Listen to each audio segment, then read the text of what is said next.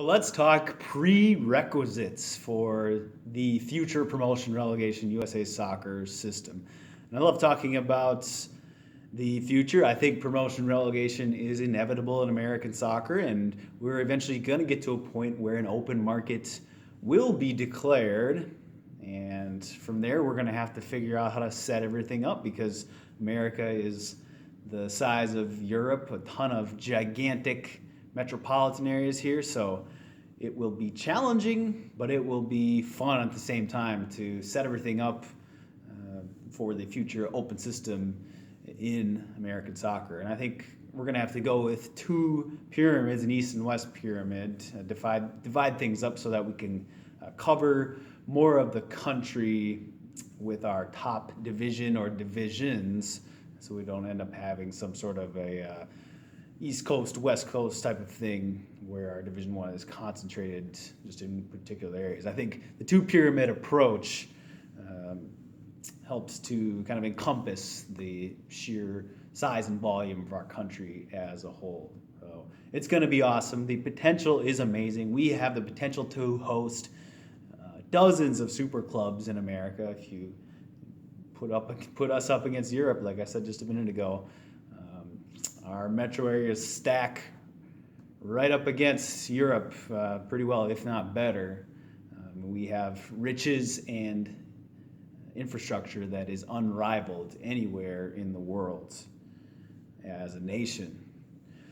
So, prerequisites, and this solves a problem, or the potential sticking point of clubs not being ready for the promotion ride up the pyramid. So let's say a club has crappy infrastructure in the lower tiers. They are good on the field, but they have terrible facilities and they can't get their act together administratively with their club management. So what do we do about the situation so that we don't destabilize the American soccer promotion relegation pyramid?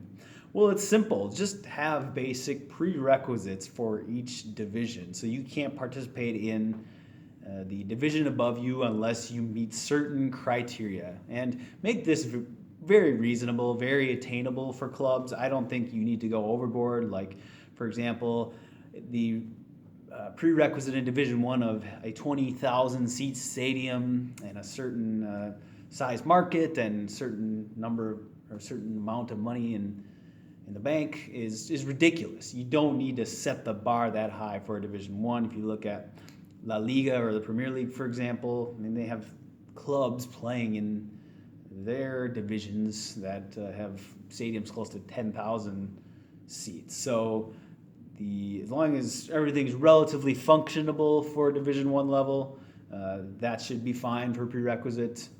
Then as you go down, the prerequisites get lower. So if we're talking about Division 5, Division 6, then we're talking about, okay, whatever, 500, 1,000 seats in the stadium and facilities, locker rooms for both sides and whatever else is absolutely necessary at that level. And then as you go down lower, what I think will happen is you'll go from these east-west pyramid-wide leagues down into more regionalized leagues, and the prerequisites can get lower from there. Eventually, you're going to go down so low where it's basically, can you provide a half-decent home field? You don't even need a stadium or stands. You're in Division 12, basically the amateur level, and it's going to be bare bones as far as prerequisites. But if a club wants to work its way up, it's going to have to upgrade itself. And that'll naturally come because revenues increase as a club moves up. It's natural growth. A club isn't asked to jump 8 divisions in 1 year. That's a fallacy to claim that it's not possible, because by default, as you move up the market, you make more money, you become more profitable, and you can afford the upgrades required for moving up to higher divisions. And if a club is, of course, within its right to refuse promotion, I would definitely keep that as a right for all clubs in the pyramid. They can say, hey, we don't want promotion, even though we're really good in this division this year, and we're just not ready to move up, and that's fine. We can can either hold the spot, or we can send the next club up to the higher division. And then if you can't meet the prerequisites for the higher division, then you can't go up. And the same deal applies. Hold the spot or give it to the next club who can meet the criteria. So there really isn't any fear of growth that's too fast in an open system, because by definition the ladder in the marketplace moves you up at the speed that you should be moving up. So as you go from Division 8 up to Division 1, it's going to take 8 years, and that's going to be a slower process, a more natural process that will guide you safely up to the infrastructure requirements of the first division. And again, bottom line, make it accessible as you can. But yeah, I agree. We need to have prerequisites for each division so that things function and things don't collapse. That's pretty obvious. So as with most potential sticking points with the implementation of promotion relegation USA Soccer,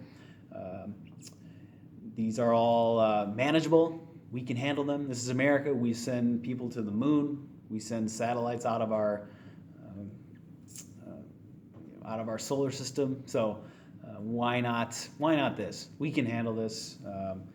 Each situation, we can take it as it comes. We can have a transition period to get us 3 to 5 years, I think, will get us there.